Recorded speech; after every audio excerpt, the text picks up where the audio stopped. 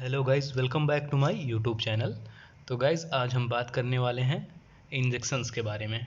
तो आज हम इस वीडियो में 10 से 11 इंजेक्शन के बारे में बात करेंगे जो हमारे कॉमनली हॉस्पिटल्स में जो हमारे डॉक्टर्स यूज़ करते हैं।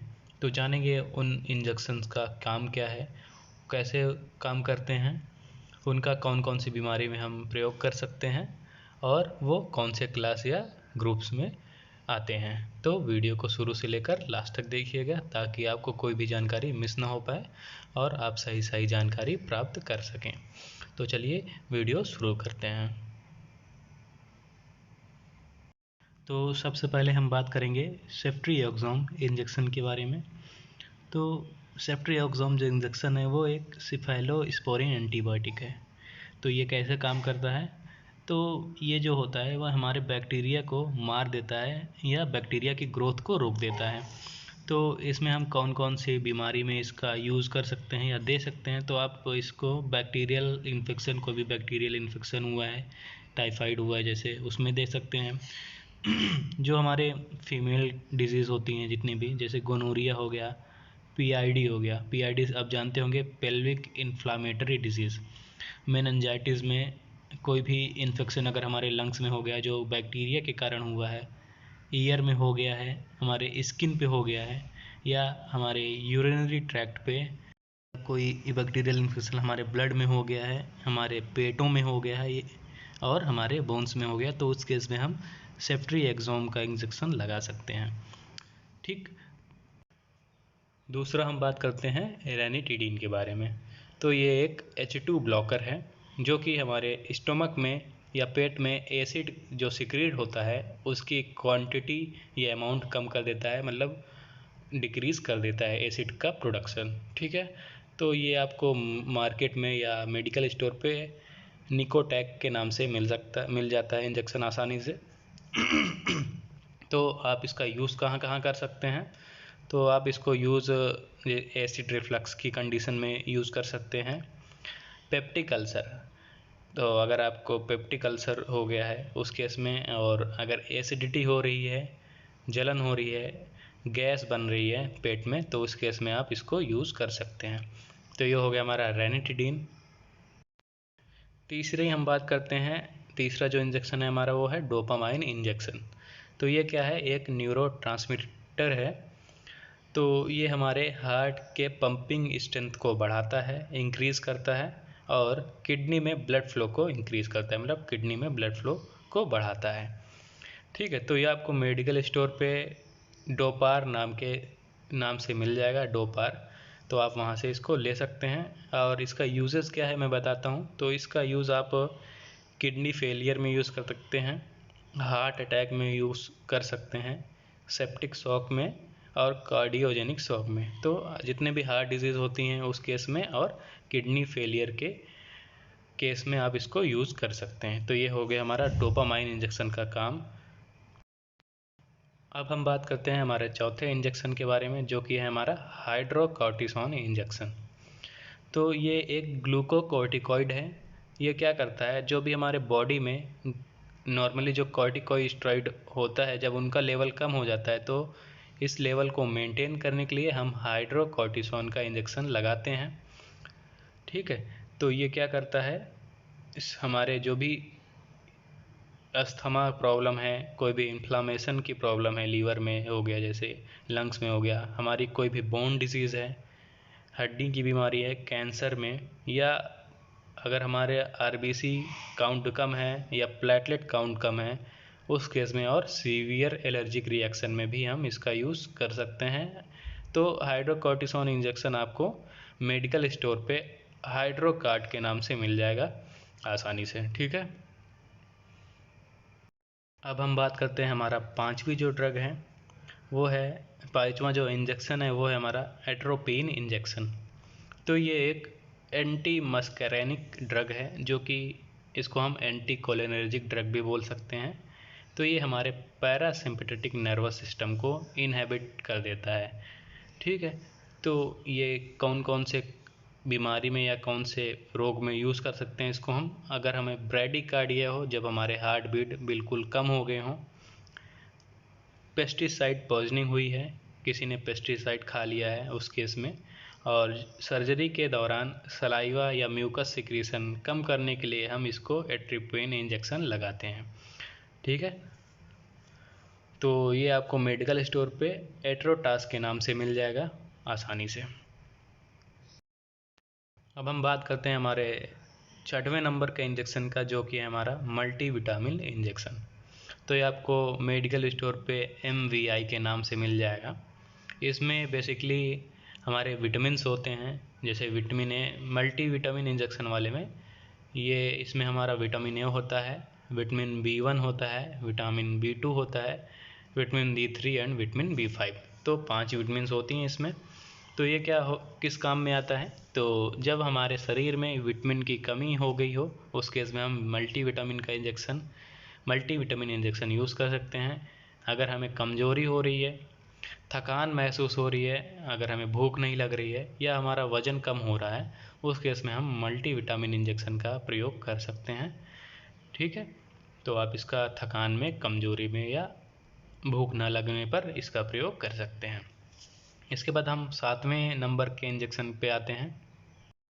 तो 7वां नंबर का इंजेक्शन हमारा है पैंट्रोप्रेजोल इंजेक्शन। ये आपको मेडिकल स्टोर पे पेंटोसिड के नाम से मिल जाएगा। ये एक प्रोटॉन पंप इनहिबिटर होता है, जो कि हमारे स्टमक में जो भी एसिड हो रहा है, रिलीज़ हो रहा है, उस एसिड के अमाउंट को कम करेगा या उसको ब्लॉक करेगा। तो ये एक प्रोटॉन पंप इनहिबिटर होता है, और इसको हम यूज़ कहाँ कहाँ कर सकते हैं तो देखते हैं। इसका हम यूज़ एंटी अल्सर में यूज़ कर सकते हैं, जब अल्सर हो गया है हमें, और गैस्ट्रिक एसिड रिफ्लक्स डिजीज़ में, इसको GERD बोलते हैं, तो उसकी डिजीज़ में हम यूज़ कर सकते हैं। इसमें क्या होता है, जो भी हमारा स्टमक में एसिड प्रोड्यूस होता है वो हमारे ईसोफेगस तक इसका रिफ्लेक्स आता है, मतलब ऊपर तक ये आ जाता है इस केस डिजीज़ में। जब हमारे स्टमक में या पेट में HCl ज़्यादा बन रहा है, हार्ट बर्न की कंडीशन है, छाती में जलन हो रही हो, और एसिडिटी की कंडीशन में हम पेंट्रोप्राजोल इंजेक्शन का यूज़ कर सकते हैं। 8वां नंबर का इंजेक्शन हमारा है ओंडास्ट्रोन इंजेक्शन। तो यह आपको मेडिकल स्टोर पे MSAT के नाम से मिल जाएगा। तो इसमें क्या होता है, ये हमारा ओंडास्ट्रोन इंजेक्शन जो होता है वो सेरोटोनिन को ब्लॉक करता है, जो कि हमारे बॉडी में प्रोड्यूस होता है। तो जो कि सेरोटोनिन जो होता है उसका काम क्या होता है कि वोमिटिंग और नोज़िया कॉज करना। तो ये ओंडास्ट्रोन जो होता है वो हमारे सेरोटोनिन को ब्लॉक करता है और हमें वोमिटिंग और नोज़िया से बचाता है। तो इसका यूज़ कहाँ कहाँ हम कर सकते हैं, तो सबसे पहले हम नोज़िया में, जी मचला रहा है अगर हमारा, वोमिटिंग में या उल्टी हो रही है उस केस में हम यूज़ कर सकते हैं। और इसका ज़्यादातर यूज़ प्रेग्नेंट लेडीज़ में होता है, जिनको अर्ली प्रेगनेंसी में, शुरुआती प्रेगनेंसी में जब उनको वोमिटिंग या उनका जी मचलाता है तो उस केस में हम ओंडास्ट्रोन इंजेक्शन लगाते हैं। ठीक, अब हम बात करते हैं हमारे 9वें इंजेक्शन के बारे में, जो कि हमारा है डेक्सामेथासोन। तो आपको ये मेडिकल स्टोर पे डेक्सोना के नाम से आसानी से मिल जाएगा। तो ये एक कॉर्टिकोस्टेरॉइड होता है। तो ये हमारे बॉडी में जब कॉर्टिकोस्टेरॉइड्स की कमी होती है या कॉर्टिकोस्टेरॉइड्स का लेवल जब कम हो जाता है, तो ये उस लेवल को मेंटेन करता है स्टेरॉइड्स को रिप्लेस करके। ठीक है, तो इसका हम यूज़ कहाँ कहाँ कर सकते हैं, तो इसका हम एलर्जिक रिएक्शन में यूज़ कर सकते हैं, खुजली के केस में, इचिंग के केस में, और अगर लाल निशान हो गया, रैशेस हो गए हैं हमारे स्किन पे उस केस में, और अगर हमें मधुमक्खी काट ली है या कोई कीड़ा काट लिया है उस केस में, जो भी माइनर पॉइजनिंग होती है उस केस में हम डेक्सामेथासोन या डेक्सोना का प्रयोग कर सकते हैं। इसके अलावा जब केमोथेरेपी के बाद हमें वोमिटिंग होती है बहुत ज़्यादा, उस केस में हम इसका यूज़ करते हैं। अस्थमा, जब हमें ब्रीथिंग प्रॉब्लम होती है तो तब भी इसका प्रयोग किया जाता है। अब हम बात करते हैं हमारे 10वें इंजेक्शन के बारे में, जो कि है हमारा फेनिरामाइन मैलिएट इंजेक्शन। ये आपको मेडिकल स्टोर पे एविल के नाम से मिल जाएगा। ये एक एंटी एलर्जिक ड्रग है। ठीक है, तो ये क्या काम करती है, ये जो हमारे एलर्जिक रिएक्शन जो कॉज करता है, जो कि होता है हमारा हिस्टामिन, ये हिस्टामिन को ब्लॉक करती है, इनहिबिट करती है, उसके प्रोडक्शन को रोक देती है और हमें एलर्जी से बचाती है। तो इसका हम यूज़ कहाँ कहाँ कर सकते हैं? तो हम सबसे पहले इसका यूज़ एलर्जिक रिएक्शन में कर सकते हैं। अगर हमारी नाक बह रही है, रनिंग नोज़ के कंडीशन में यूज़ कर सकते हैं। अगर हमारे शरीर पे खुजली चल रही है, इचिंग हो रही है हमें, तो उस केस में हम एविल का प्रयोग कर सकते हैं। अगर हमें मधुमक्खी ने काट लिया है या हमारा किसी फूड से एलर्जी है, उस केस में, है फीवर के केस में, किसी प्रकार के स्किन रैशेस के केस में, और अगर हमें एडेमा हो गया है, उस केस में हम एविल का यूज़ कर सकते हैं। ठीक है। अब हम बात करते हैं हमारे 11th नंबर का इंजेक्शन पे, जो कि है हमारा डाइक्लोफेनेक सोडियम इंजेक्शन। ये आपको मेडिकल स्टोर पे डायना पार के नाम से आसानी से मिल जाएगा। ये एक एनसेड ग्रुप का ड्रग है या इंजेक्शन है, non steroidal anti inflammatory drugs. ये क्या करता है, हमारे केमिकल मैसेंजर को ब्लॉक कर देता है, जो कि पेन या इन्फ्लामेशन कॉज करते हैं। तो जो भी दर्द या सूजन कॉज करने वाले हमारे मैसेंजर होते हैं, उसको ये ब्लॉक कर देता है। तो इसका हम यूज़ कहाँ कहाँ कर सकते हैं? तो सबसे पहले हम इसका बोन या जॉइंट पेन में, अगर हमारे हड्डी या जोड़ों में दर्द हो रहा है, तो उस केस में हम डाइक्लोफेनेक इंजेक्शन का यूज़ कर सकते हैं। अगर हमारे शरीर में दर्द हो रहा है, किडनी स्टोन पेन, किडनी में जो स्टोन रहता है उसके कारण जो पेन होता है, उस केस में भी हम डाइक्लोफेनेक सोडियम इंजेक्शन लगवा सकते हैं। अगर हमें कोई किसी प्रकार की चोट लग गई है, उसके जो दर्द हो रहा है उससे, उस केस में हम, और मसल पेन, जो हमारे मांसपेशियों में दर्द होता है, सिर दर्द में, कमर दर्द में, या कोई भी किसी भी प्रकार का दांत के दर्द में, हम डाइक्लोफेनेक सोडियम इंजेक्शन का यूज़ कर सकते हैं। ठीक है। तो यहाँ पे हमने बात कर ली है कुछ 10 या 11 इंजेक्शन के बारे में। तो आई होप ये वीडियो, जो जानकारी दी है मैंने, वो आप सबको समझ में आई होगी। और वीडियो को लाइक करिए और शेयर करिए। अगर आप चैनल पे नए हैं तो चैनल को सब्सक्राइब कर दीजिए और बेल आइकन को दबा दीजिए, ताकि आप हमारे लेटेस्ट वीडियोस की नोटिफिकेशन सबसे पहले पा सकें।